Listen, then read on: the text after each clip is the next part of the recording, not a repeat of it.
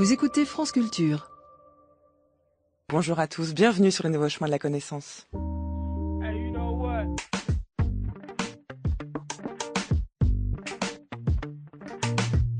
Les nouveaux chemins s'envolent quotidiennement vers d'autres continents en compagnie de Mathilde Wagman, Antoine Ravon, Jean Danielou, Géraldine Mosna-Savoie et Marianne Chassor.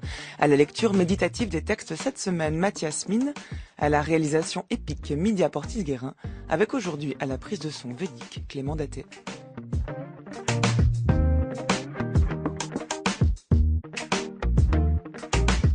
À 10h47, ce sera l'heure de retrouver Géraldine Mosna-Savoie pour ses 2 minutes papillons. Géraldine qui vous donnera envie de lire aujourd'hui le dernier livre de Jacques Schlanger, Vivre selon la nature, publié aux éditions Hermann.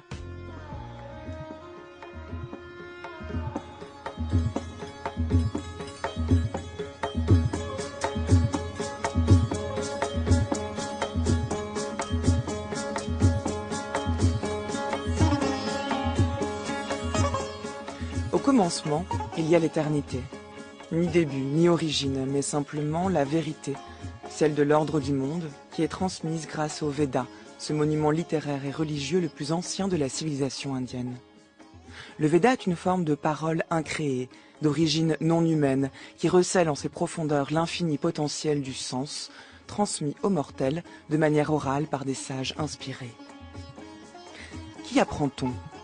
Qu'une insondable source universelle, une énergie, un souffle, à la fois hors de ce monde et immanent, fournit une réponse à l'énigme de l'être. Il est le réel du réel, ce par quoi l'être advient, mais il n'est ni un principe, ni une origine, ni un début. Comment alors le qualifier ? C'est là où les mots nous manquent, c'est là où nous voulons recourir à des termes qui nous sont plus familiers. Est-ce un flux, un souffle, et comment peut-il ne pas avoir d'origine ? La suite ne nous aide guère. Il faut savoir ce qu'est le dharma, ce que sont les brahmanas, les upanishads, pour pouvoir comprendre la folie épique de la Bhagavad Gita et la portée du Bouddha. Et pour finir, en guise non pas de supplément mais d'apogée, le yoga. Un itinéraire que nous vous proposons cette semaine à la découverte de la philosophie indienne.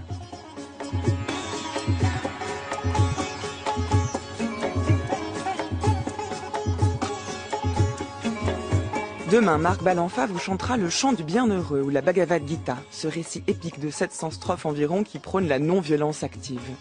Mercredi, Pierre-Sylvain Filiosa vous contera Bouddha et les bouddhismes. Et jeudi, c'est François Chenet qui vous présentera le sens du yoga. Mais aujourd'hui, pour commencer cette semaine, j'ai le plaisir de recevoir Michel Hulin qui vient nous présenter les textes fondateurs que sont les Upanishads. Bonjour Michel Hulin. Bonjour.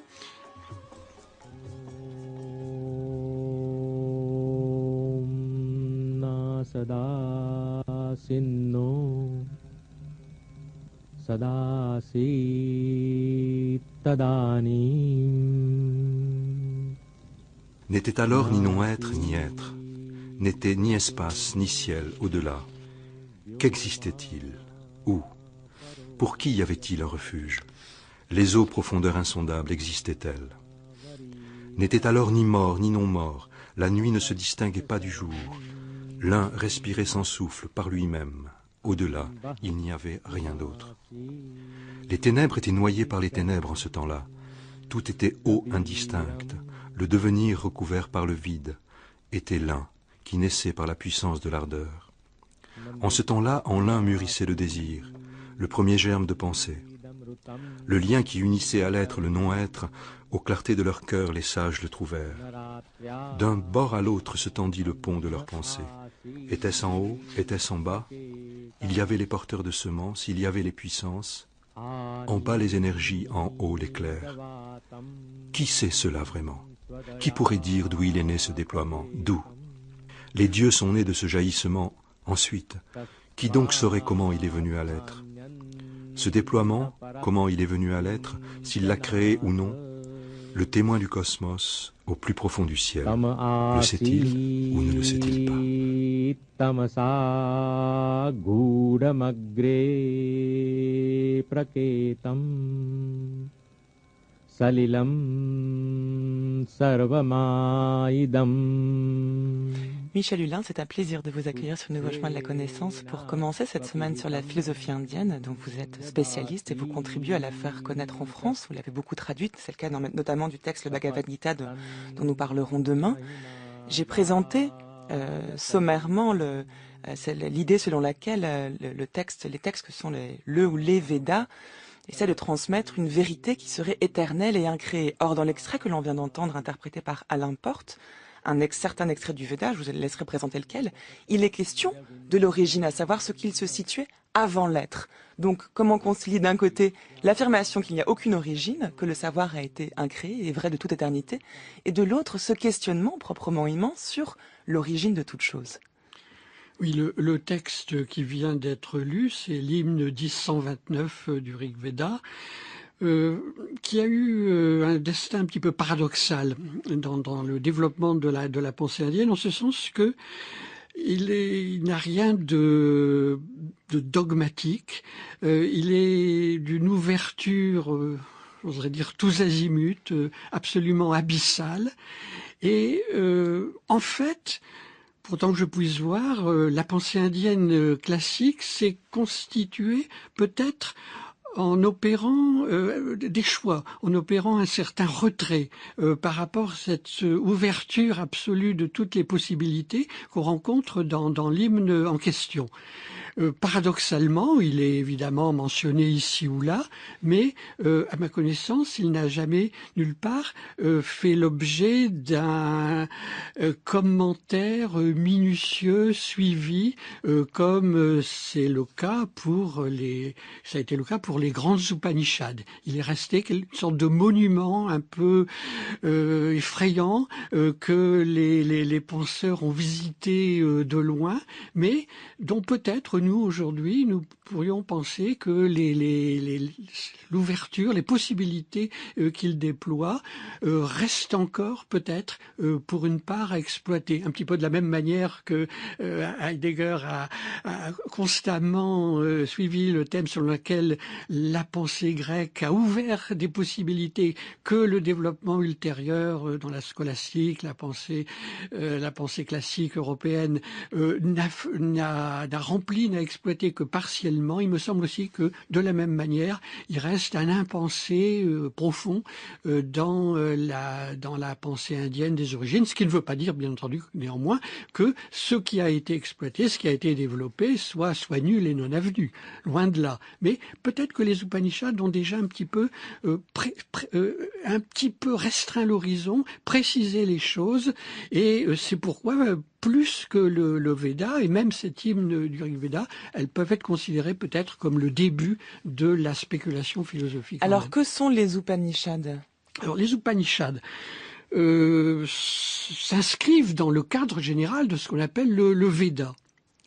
Le Veda qui comporte les hymnes, comme le Rig Veda, qui comporte toutes sortes de formules sacrificielles qui sont employées, comme le nom l'indique, dans les sacrifices. Il y a encore l'Atharva Veda qui comprend beaucoup de formules rituelles et surtout magiques. Il y a encore ce qu'on appelle les brahmanas, d'immenses textes en prose qui décrivent en long et en large le sacrifice, ses diverses modalités, ses implications, son rapport au Dieu, etc. Et puis, au-delà des brahmanas, autre catégorie de textes légèrement plus récentes, ce qu'on appelle les aranyakas, les textes qu'on emporte dans la forêt. Et puis enfin, étroitement associés à eux, les Upanishads, dont les plus anciennes probablement remontent quelque part vers le 9e, 8e siècle avant notre ère, et pour l'époque classique, védique au moins, se sont achevés environ vers le 3e, 4e siècle avant notre ère également. En gros, il y a à peu près 5 siècles dans lesquels le genre Upanishad a été cultivé. Ensuite, il y a eu encore d'autres Upanishads plus récentes, notamment sous l'égide du yoga, mais ce n'est plus tout à fait la même catégorie de textes. Donc, qu'est-ce que sont les Upanishads ? On pourrait dire d'abord quelque chose sur le terme lui-même, car en fait, il se décompose ou pas, Upanishad. Pendant très longtemps, on a pensé que désigner en quelque sorte des réunions, des cercles de disciples qui s'installaient autour d'un maître pour écouter son enseignement.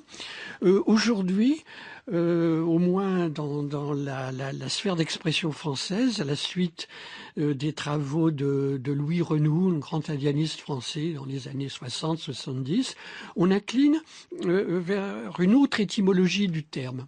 On pense plutôt que Upanishad veut dire science des homologies, des correspondances entre, employons des termes occidentaux, entre le microcosme et le macrocosme. Autrement dit, science des correspondances secrètes entre la manière dont le sujet humain est constitué et puis la manière dont le grand cosmos qui l'entoure est constitué. À ces deux réalités, le macrocosme et le microcosme, le sujet et l'univers correspondent alors je vais sans doute le dire maladroitement, mais deux principes. D'un côté, ce souffle que j'évoquais en début d'émission, le Brahman, et de l'autre, l'Atman. On a ici comme non pas une séparation, mais deux mouvements, l'un qui serait plus général que l'autre, ce qui permet de penser une forme d'incarnation du principe premier dans un être. Oui. On pourrait presque dire en un sens que sinon toute la philosophie indienne classique, du moins son axe central, son courant principal, ça a été une réflexion, une méditation sur la manière de penser les rapports de l'Atman et du Brahman. Mais avant de dire quelque chose de leur relation, voire de leur identité ultime, il faut tout de même essayer de les cerner chacun de son côté. Alors écoutons cette importance du Brahman. C'est un extrait du Brihad Aranyaka, une Upanishad qui est la numéro 4, interprétée ici par Mathias Min. Écoutez.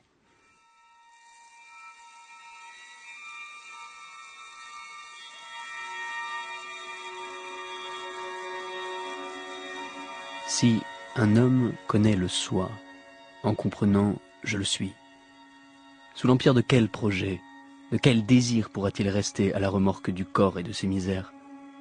Celui qui s'est éveillé au soi, qui l'a retrouvé dans le sombre labyrinthe du corps, devient le créateur de l'univers, l'auteur de toutes choses. C'est ici-bas que nous avons à connaître cela, faute de quoi il n'y aurait qu'ignorance et grande misère. Quand on a rencontré l'évidence du soi, de ce Dieu qui règne sur l'avenir comme sur le passé, on n'est plus tenté de s'en détourner, car c'est sous son égide que l'année déroule le cours de ses jours. Que le Brahman perspicace, après l'avoir discerné, pratique la sagesse sans s'épuiser en longs discours. Ce vaste soi sans commencement qui réside sous forme de conscience parmi les souffles, repose dans l'espace, à l'intérieur du cœur, commandant et présidant à toute chose. C'est de lui que les brahmanes cherchent à s'approcher à travers l'étude des Védas, les sacrifices, les dons, l'ascèse. Et c'est justement parce qu'ils savaient cela que les sages de jadis ne désiraient pas avoir de descendance. Que ferions-nous d'une postérité, disaient-ils, nous qui avons déjà trouvé dans le soi le lieu du salut? Et ils embrassaient la condition de mendiants religieux. Désirer des fils, en effet, revient à désirer des richesses. Et désirer des richesses, c'est désirer un lieu de salut. Quant au soi, on peut dire de lui seulement qu'il n'est pas ainsi,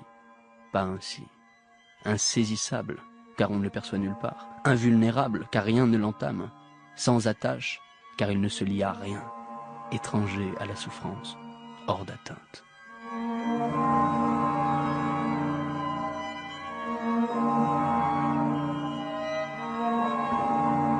Michel Hulin, du soi, on ne peut rien dire, si ce n'est le déterminer de manière négative, insaisissable, invulnérable, sans attache, pas ainsi, ni ainsi, ni autrement.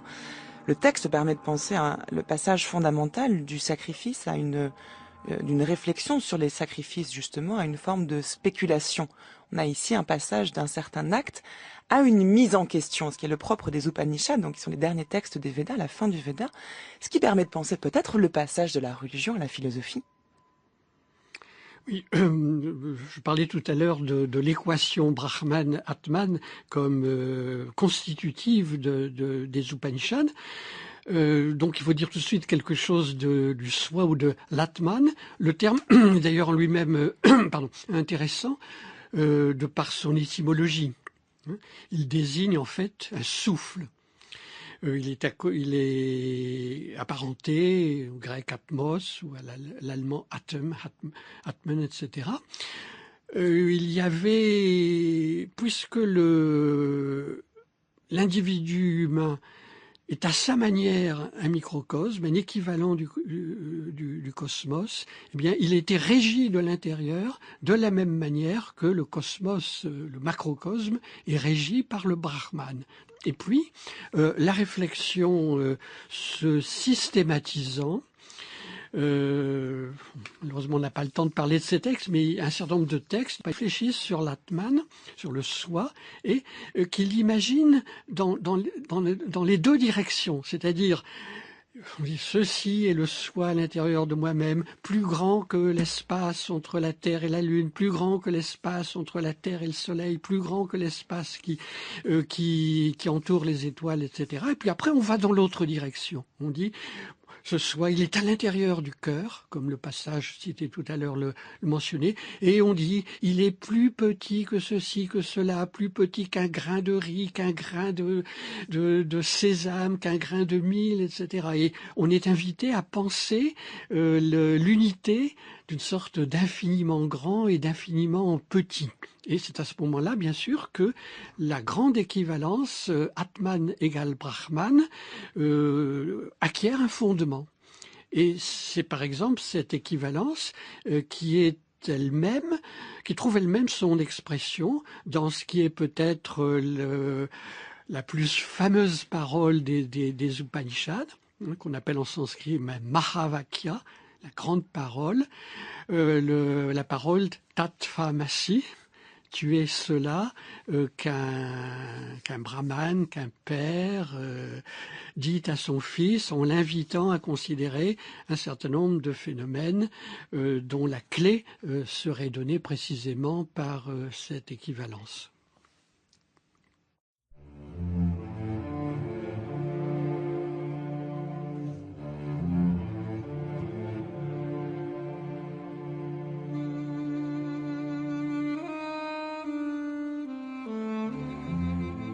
Voici du sel.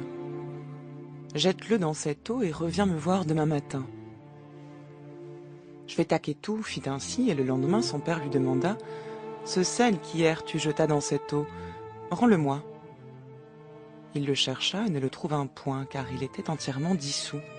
« Bois de l'eau prise à la surface. Comment est-elle ? Salée. Bois-en encore prise à mi-profondeur. Comment est-elle ? Salée. Bois-en encore, prise tout au fond. Comment est-elle ? Salée. Bois-en encore et reviens près de moi. Mais c'est toujours la même chose, dit Shvetaketu, et son père lui expliqua. Ainsi, mon cher, tu ne vois pas l'être. Il est là, cependant. Il est cette essence subtile. Et l'univers tout entier s'identifie à elle, qui n'est d'autre que l'âme. Et toi aussi, tu es cela, Shvetaketu.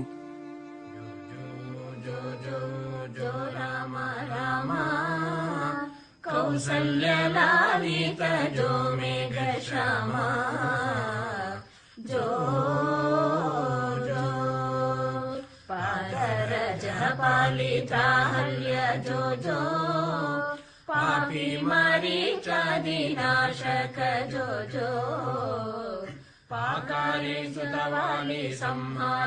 Vous écoutez France Culture, les nouveaux chemins de la connaissance. Il est 10h22. C'est le premier temps de notre série d'émissions consacrée à la philosophie indienne.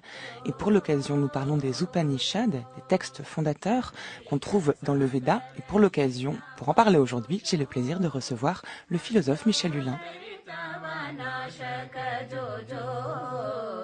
Vandita Brahmadi Suravara Jojo Sundara Bharata Lingita Jojo Jojo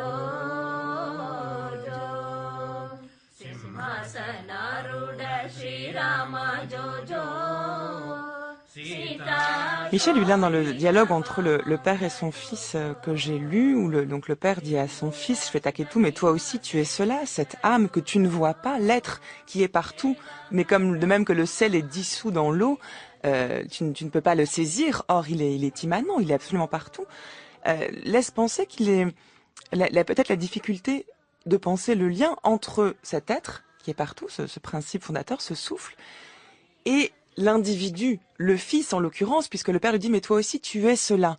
Vous avez parlé d'un parallélisme entre le Brahma et l'Atma, entre le souffle cosmologique et le souffle à l'intérieur de l'individu. Comment les deux peuvent-ils se penser ensemble et y a-t-il encore une pensée de ce que serait un individu ou un sujet alors que l'être est un et unificateur? Se sont constitués ce qu'on appellera plus tard les darshanas, c'est-à-dire les systèmes classiques du brahmanisme.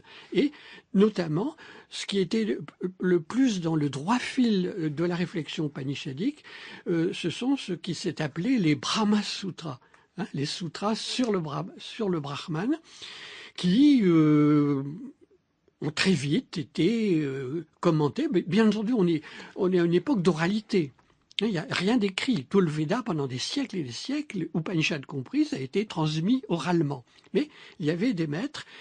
Et donc, des maîtres ont essayé de mettre en forme cet enseignement des Upanishads et constituer des ensembles structurés, cohérents.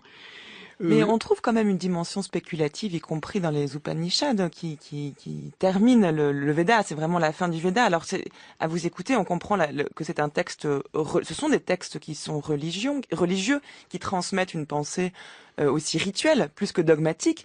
Mais dans le texte qu'on a entendu tout à l'heure et celui qu'on va écouter dans un instant, il y a un effort quand même qui est fait pour définir ce dont on parle, ce qui est une démarche philosophique plus que religieuse.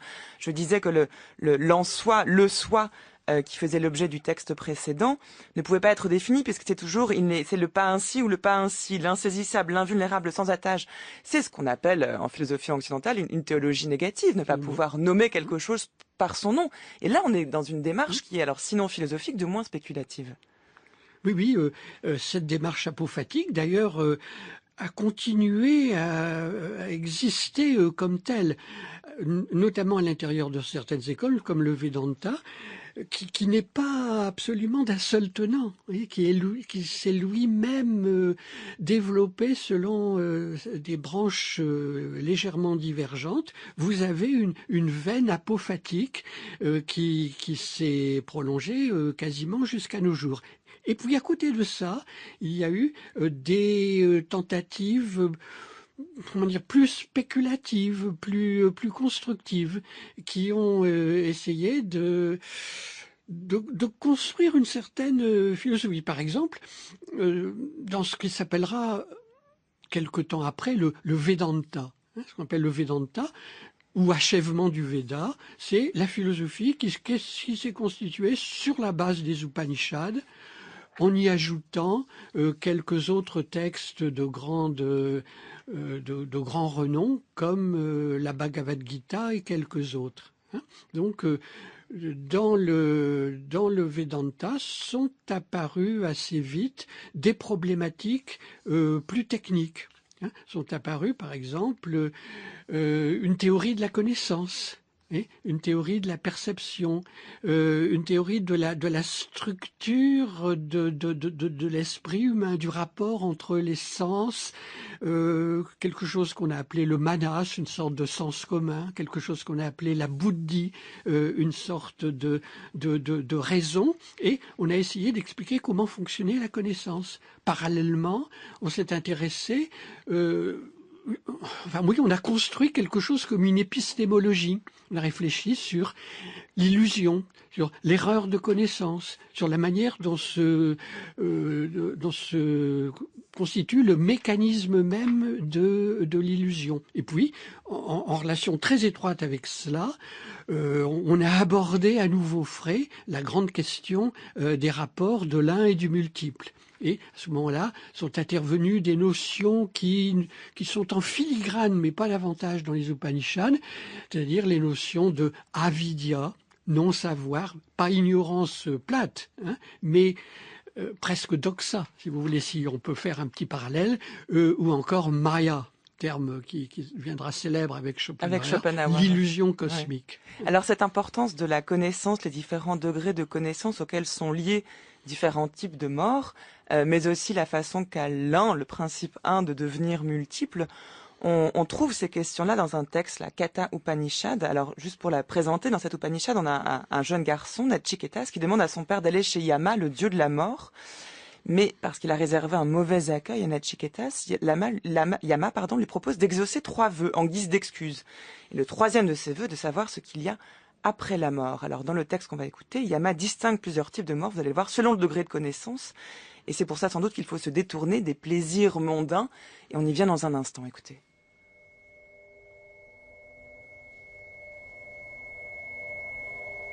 Ce n'est ni par le souffle inspiré, ni par le souffle expiré que vivent les mortels, mais par autre chose dont ces deux-là dépendent. Eh bien, je m'en vais te révéler ce Brahman secret et éternel, ainsi que le sort de l'âme après la mort. Certains, prêts à se réincarner, s'engagent dans une matrice. D'autres rejoignent le groupe des êtres voués à l'inertie. Tout cela en fonction de leurs actes et de leur degré de connaissance. L'esprit qui veille au milieu des dormeurs, créant les divers objets du désir, c'est lui, le pur, le Brahman, l'immortel. En lui reposent tous les mondes, rien ne le dépasse, ceci est cela.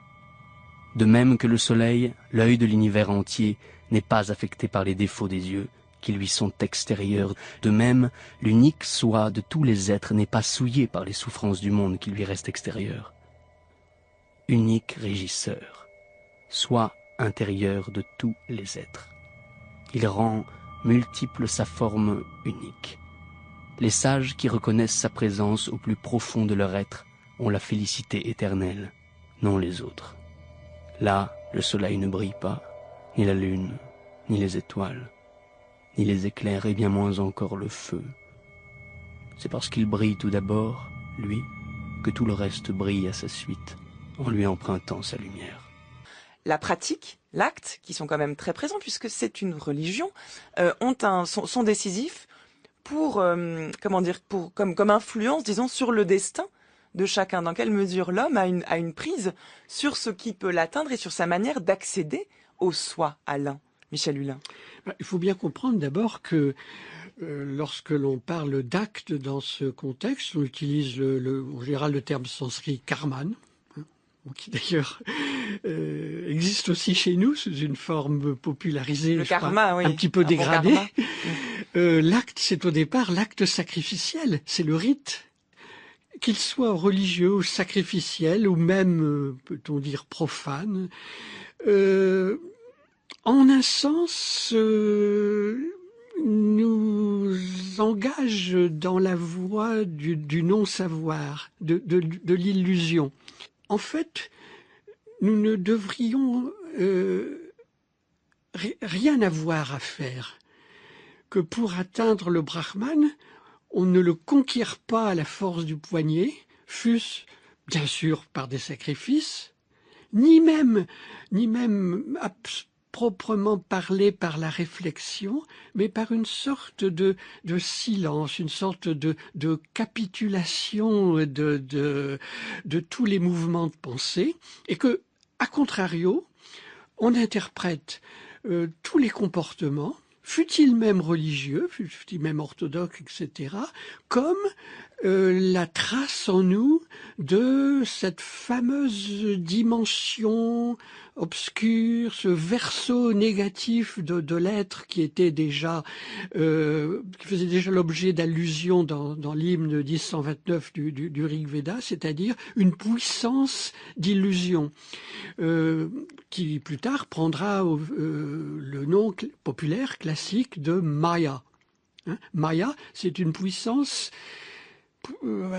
attribuée aux dieux, absolue en général, de déployer des formes, mais des formes irréelles. De compartimenter l'espace, par exemple. On parle du voile de Maya, d'ailleurs. Oui, c'est ça, qui voit les choses. Alors, bien sûr, il y a toutes sortes d'images, de métaphores. Une des métaphores les plus classiques de la Maya, par exemple, c'est le mirage. Le phénomène du mirage dans le désert où on voit des oasis avec des palmiers, etc., etc. Donc, la seule voie véritable de salut, c'est la connaissance. C'est la compréhension de cette fameuse identité Atman, Brahman. Mais que néanmoins, tous les actes ne sont pas équivalents. Vus à l'aune de l'absolu, ils sont équivalents. Mais il y en a qui sont qui nous éloignent moins du Brahman que d'autres. Grosso modo, les actes religieux ou les actes conformes au dharma, conformes à l'orthodoxie. Et donc il y a une morale présente dans cet acte. Bien sûr, il y a une morale, mais une morale qui n'est pas le nec plus ultra.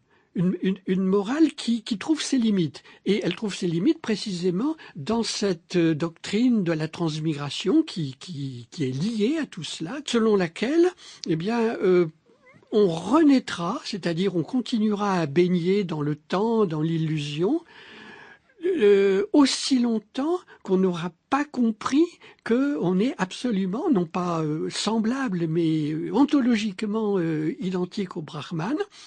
Si l'on commet si l'on accomplit des actions religieuses ou morales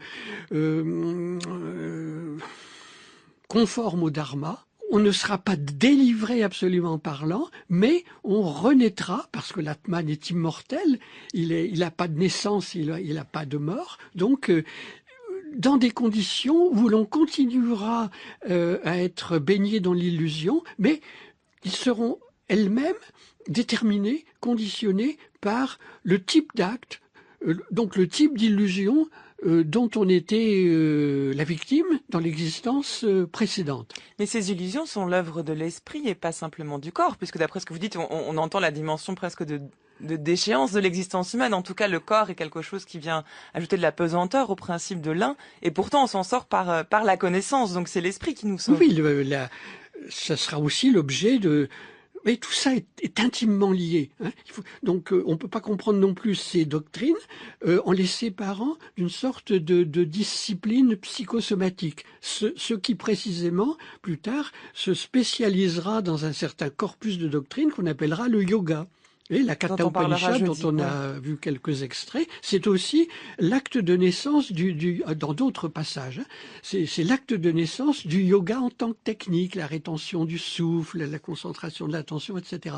Donc, vous voyez, l'idée c'est cela. On renaît dans des conditions ou supra-humaines ou infra-humaines, en fonction de la qualité des actes qu'on a accomplis. Et le salut, ça consiste un jour à ne plus renaître, non pas au sens de sombrer dans un trépas définitif, mais d'éliminer tout ce qui en nous est particulier, personnel, et qui nous empêche de coïncider avec la pureté absolue de l'Atman Brahman, qui ne fait qu'un.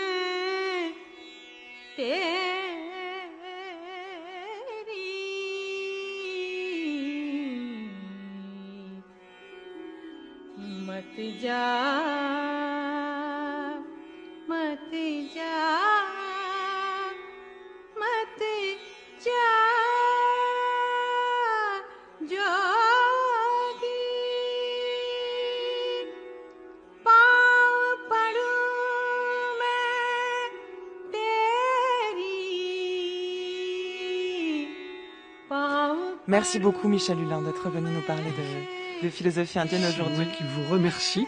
Non, c'est vraiment moi, car vous nous donnez envie d'en lire plus, d'en savoir plus. Mais pour l'heure, vous écoutez France Culture, il est 10h47.